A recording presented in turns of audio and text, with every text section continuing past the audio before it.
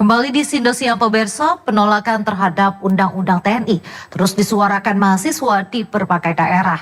Di Medan, Sumatera Utara, unjuk rasa mahasiswa menolak Undang-Undang TNI diwarnai saling dorong dan nyaris baku hantam dengan aparat keamanan di depan gedung DPRD. Unjuk rasa menolak Undang-Undang TNI juga digelar mahasiswa di Pematang Siantar dan Bekasi. Aksi bakar ban hingga perusakan fasilitas mewarnai unjuk rasa ini. Pemirsa, Polres Metro Jakarta Timur melakukan prarekonstruksi terkait kasus kematian mahasiswa Universitas Kristen Indonesia. 39 orang saksi telah diperiksa, namun polisi belum menemukan adanya bukti pengeroyokan. Pelaku perampokan dan pembunuhan sadis terhadap seorang sopir taksi online di Bantul akhirnya ditangkap polisi. Saat diperiksa, pelaku mengaku ingin menguasai harta dan mobil milik korban. Komisi Pemberantasan Korupsi memeriksa mantan Ketua Umum P3 Dian Faridz. Pemeriksaan digelar terkait dengan kasus suap pergantian antar waktu anggota DPR yang menyeret buronan Harun Masiku. Pemirsa, kasus yang menjerat mantan pejabat Mahkamah Agung Republik Indonesia Zarov Rikar terus menjadi sorotan publik. Kendati Zarov telah didakwa atas pemufakatan jahat terkait dugaan suap hakim kasasi dan penerimaan gratifikasi dengan jumlah fantastis yakni 915 miliar rupiah dan 51 kilogram emas, absennya pasal suap dan tindak pidana pencucian uang atau TPPU dalam dakwaan justru menuai kritik tajam. Kejaksaan Agung Republik Indonesia menyerahkan perkebunan kelapa sawit hasil penyitaan kasus korupsi.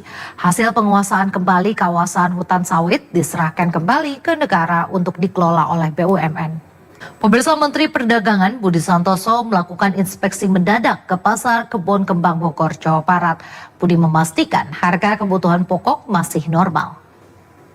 5 hari jelang Lebaran, Dinas Tenaga Kerja Provinsi Jakarta melakukan sidak THR ke sejumlah perusahaan. Sidak dilakukan menyusul laporan adanya 121 perusahaan yang belum membayar THR sesuai batas waktu yang ditentukan.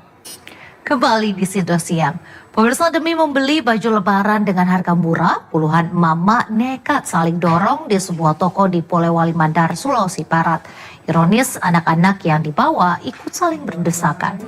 Pemirsa, Presiden Prabowo Subianto dan Presiden ke-7 RI Joko Widodo buka puasa bersama di Istana Kepresidenan Jakarta. Joko Widodo tiba pukul 17.30 waktu Indonesia Barat. Pemirsa, tren war takjil yang populer di masyarakat ternyata menarik perhatian perwakilan negara sahabat di Indonesia. Penasaran dengan war takjil, Duta Besar Jerman untuk Indonesia, Ina Lepel, ikut berburu makanan berbuka puasa atau takjil di kawasan Bendungan Hilir. Pemirsa, ratusan warga berebut takjil yang dijual seharga serba Rp1.000 dan sembako murah. Takjil dan juga sembako murah ini pun ludes dalam waktu 2 jam saja. Pemirsa, di bulan suci Ramadan yang penuh berkah, karyawan MNC Group melalui MNC Peduli kembali menebar kebaikan dengan mengumpulkan berbagai jenis sembako. Sembako tersebut disalurkan kepada anak-anak yatim di Yayasan Santunan Keluarga Aisyah, Kalipasir, Jakarta Pusat. Informasi tadi mengakhiri Sindo Siang. Anda bisa mendapatkan informasi terkini dan terbaru melalui portal yang menghadirkan berita daerah, berita nasional, dan berita internasional lengkap di sindonews.com.